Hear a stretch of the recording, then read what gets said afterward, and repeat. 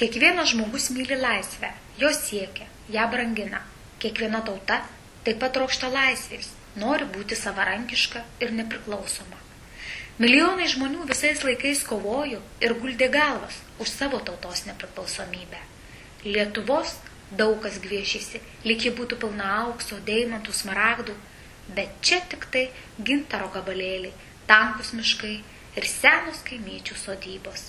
Lietuvių tauta niekada neprarado vilties vėl būti laisva.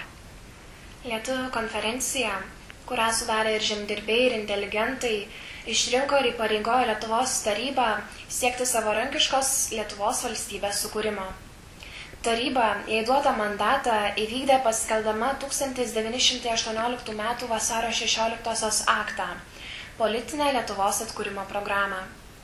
Kiekvienais metais mes švenčiame šios naujosios Lietuvos valstybės atkūrimo šventę. Šventę lietuvių tautos, susikūrusio šiame Europos regione, prie Baltijos jūros, Lietuvos valstybę ir čia brandinančios Europos civilizacijos savąją raišką, praturtinusios ją savo įvairovę ir kultūros autentiškumu. 1918 m.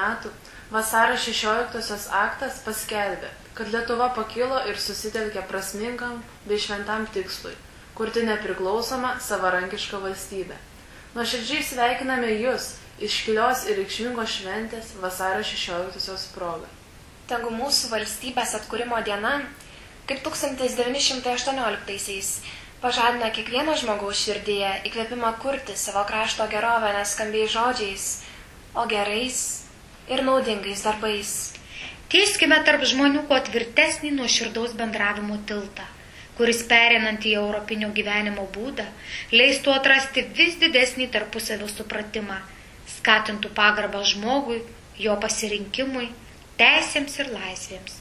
Kviečiu išvaryti egoizmą, atrasti kuo daugiau altruizmo, pilietinės dvasios, kuo daugiau visų žmonijos tūkstantmečiais kurtų bendražmogiškų vertybių, sveikatos, sėkmės, pakilios nuotaikos ir viso to, kas įprasmina žmogų kaip vertybę.